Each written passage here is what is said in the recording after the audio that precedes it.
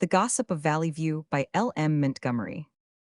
It was the 1st of April, and Julius Barrett, aged 14, perched on his father's gatepost, watched ruefully the low descending sun and counted that day lost. He had not succeeded in fooling a single person, although he had tried repeatedly. One and all, old and young, of his intended victims had been too wary for Julius. Hence, Julius was disgusted and ready for anything in the way of a stratagem or a spoil. The Barrett gatepost topped the highest hill in Valley View. Julius could see the entire settlement, from young Thomas Everett's farm, a mile to the west, to Adelia Williams's weather-gray little house on a moonrise slope to the east.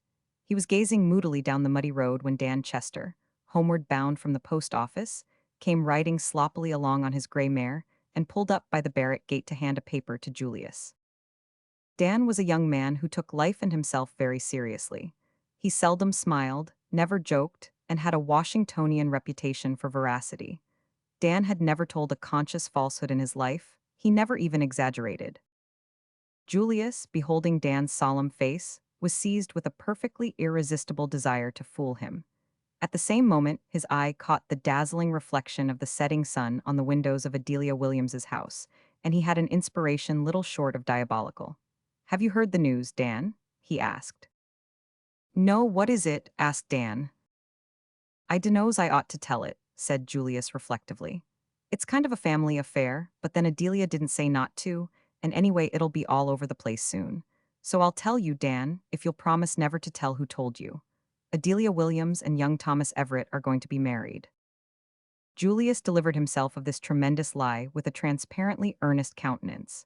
Yet Dan, credulous as he was, could not believe it all at once.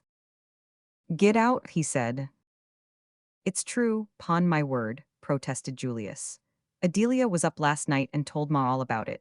Ma's her cousin, you know. The wedding is to be in June, and Adelia asked Ma to help her get her quilts and things ready." Julius reeled all this off so glibly that Dan finally believed the story, despite the fact that the people thus coupled together in prospective matrimony were the very last people in Valley View who could have been expected to marry each other. Young Thomas was a confirmed bachelor of 50, and Adelia Williams was 40. They were not supposed to be even well acquainted, as the Everetts and the Williamses had never been very friendly, although no open feud existed between them. Nevertheless, in view of Julius's circumstantial statements, the amazing news must be true, and Dan was instantly agog to carry it further. Julius watched Dan and the gray mare out of sight, fairly writhing with ecstasy. Oh, but Dan had been easy. The story would be all over Valley View in 24 hours. Julius laughed until he came near to falling off the gatepost. At this point, Julius and Danny drop out of our story, and young Thomas enters. It was 2 days later when young Thomas heard that he was to be married to Adelia Williams in June. Eben Clark, the blacksmith, told him when he went to the forge to get his horse shod. Young Thomas laughed his big jolly laugh. Valley View gossip had been marrying him off for the last 30 years, although never before to Adelia Williams. "It's news to me," he said tolerantly. Eben grinned broadly. "Ah, you can't bluff it off like that, Tom," he said. "The news came too straight this time. Well, I was glad to hear it, although I was mighty surprised. I never thought of you and Adelia, but she's a fine little woman and will make you a capital wife." Young Thomas grunted and drove away. He had a good deal of business to do that day, involving calls at various places: the store for molasses, the mill for flour, Jim Bentley's for seed grain, the doctor's for toothache drops for his housekeeper, the post office for mail, and at each and every place he was joked about his approaching marriage. In the end, it rather annoyed young Thomas. He drove home at last in what was for him something of a temper. How on earth had that fool story started? With such detailed circumstantiality of rugs and quilts, too? Adelia Williams must be going to marry somebody, and the Valley View gossips, unable to locate the man, had guessed young Thomas. When he reached home, tired, mud-bespattered, and hungry, his housekeeper, who was also his hired man's wife, asked him if it was true that he was going to be married. Young Thomas, taking in at a glance the ill-prepared, half-cold supper on the table, felt more annoyed than ever, and said it wasn't, with a strong expression. Not quite an oath, for young Thomas never swore, unless swearing be as much a matter of intonation as of words. Mrs. Dunn sighed, patted her swelled face, and said she was sorry. She had hoped it was true, for her man had decided to go west. They were to go in a month's time.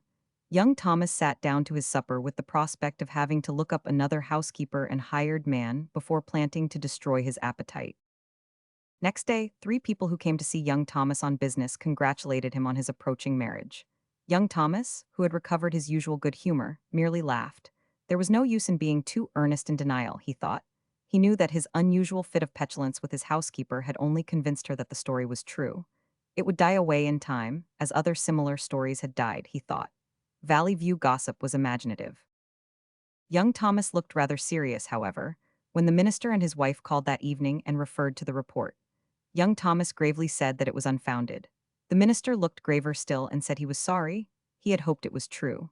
His wife glanced significantly about young Thomas's big, untidy sitting room, where there were cobwebs on the ceiling and fluff in the corners and dust on the mop board, and said nothing, but looked volumes.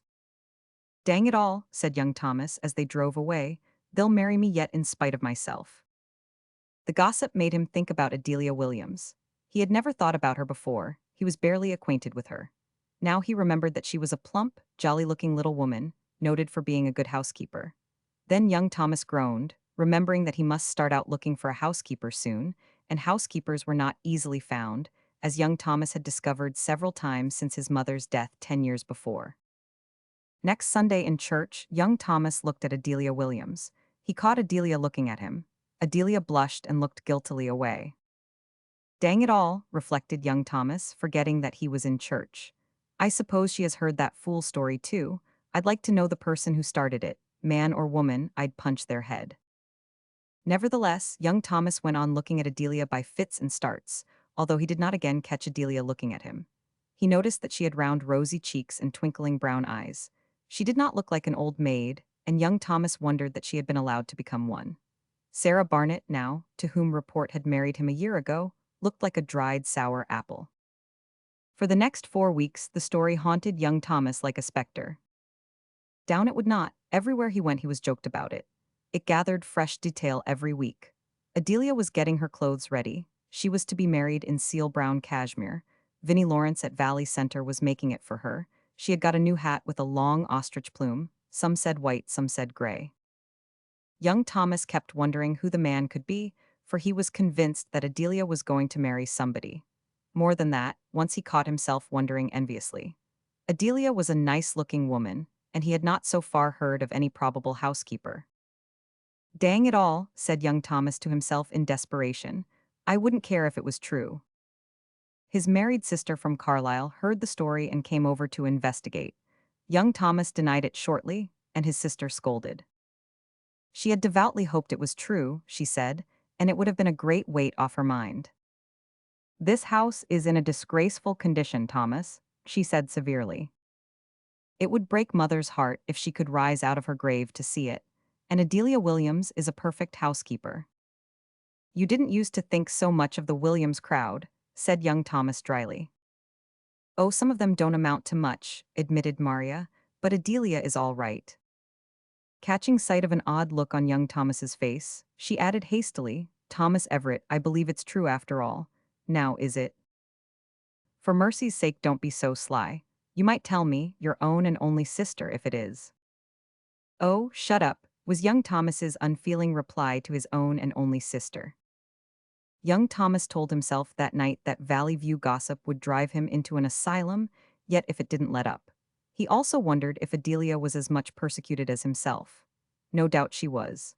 He never could catch her eye in church now, but he would have been surprised had he realized how many times he tried to. The climax came the third week in May, when young Thomas, who had been keeping house for himself for 3 weeks, received a letter and an express box from his cousin, Charles Everett, out in Manitoba. Charles and he had been chums in their boyhood. They corresponded occasionally still, although it was 20 years since Charles had gone west. The letter was to congratulate young Thomas on his approaching marriage. Charles had heard of it through some Valley View correspondence of his wife. He was much pleased. He had always liked Adelia, he said, had been an old beau of hers, in fact. Thomas might give her a kiss for him if he liked. He forwarded a wedding present by express and hoped they would be very happy, etc. The present was an elaborate hat-rack of polished buffalo horns, mounted on red plush, with an inset mirror. Young Thomas set it up on the kitchen table and scowled moodily at his reflection in the mirror. If wedding presents were beginning to come, it was high time something was done.